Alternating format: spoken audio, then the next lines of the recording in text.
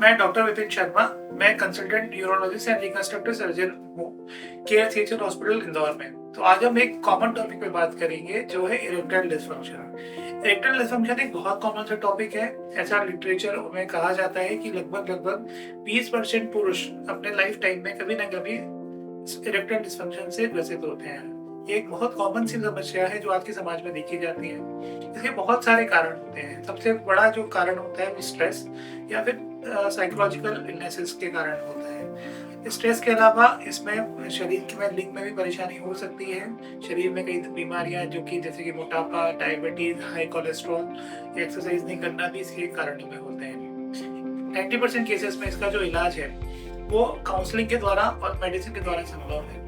10% मरीजों को ही अधिक दवाइयों की या फिर लॉन्ग टर्म थेरेपी की या फिर एक नई डिवाइस जिसे कि फिनाइल प्रोस्थेसिस या फिनाइल इम्प्लांट कहा जाता है की आवश्यकता होती है। तो आज हम विस्तार से बात करेंगे फिनाइल प्रोस्थेसिस के बारे में। तो फिनाइल प्रोस्थेसिस क्या है? फिनाइल प्रोस्थेसिस एक छोटी सी डिवाइस है या एक छोटे से 2 सिलेंडर्स होते हैं जिसमें कि जो पुरुष अंग या फिर पेन या पेनिस में डाले जाते सर्जरी द्वारा डाले जाते हैं और उससे इरेक्टाइल डिसफंक्शन का सफल इलाज किया जाता है। दूसरा सवाल हमारे पास में जो आता है इरेक्टाइल डिसफंक्शन के लिए वो ये होता है कि इरेक्टाइल डिसफंक्शन के केसेस में जब हम फिनाइल प्रोस्थेसिस डालते हैं तो ये सर्जरी कितनी सेफ है। तो एक सेफ सर्जरी है। सर्जरी का ड्यूरेशन लगभग आधा घंटे से 1 घंटे, depends on patient to patient होता है। हॉस्पिटल में जो उसका स्टे रहता है वो 1 से 3 दिन के बीच का होता है।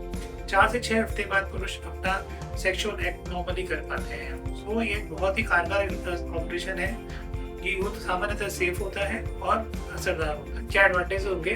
तो सेक्स एक ऐसी प्रक्रिया है जो कि दोनों पार्टनर को इफेक्ट करती है। अगर हम इरेक्टाइल डिसफंक्शन से ग्रसित हैं तो हमारा पार्टनर भी उससे ग्रसित होता है सब, और उसके कारण हमारा पूरा परिवार सफर करता है क्योंकि एक मेंटल स्ट्रेस देता है। सो इरेक्टाइल डिसफंक्शन के लिए फिनाइल प्रोस्थेसिस एक कारगर इलाज है जिसके कारण कि आप अपनी इरेक्टाइल डिसफंक्शन की बीमारी को दूर कर सकते हैं।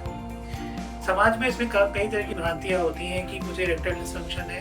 सबसे पहले तो इसको एक नामर्दगी का एक टैग दे दिया गया है कि जिसको इरेक्टाइल डिसफंक्शन है वो नामर्द होता है या नापुंसक होता है कहा जाता है। मेरा सिर्फ एक छोटा सा सवाल है कि जब मुझे हार्ट में प्रॉब्लम होती है, हार्ट में मेरा कार्डियक ब्लॉक हो गया, कुछ हो गया, हम कार्डियोलॉजिस्ट के पास जाते हैं, स्टेंट डलवा लेते हैं। मेरा एक बोन फ्रैक्चर हो गया तो हमारे बोन फ्रैक्चर के लिए हम रॉड डलवा लेते हैं। तो जब हमारे लिंग में या पीनिस में परेशानी है तो हम उसमें रॉड क्यों नहीं डलवा सकते?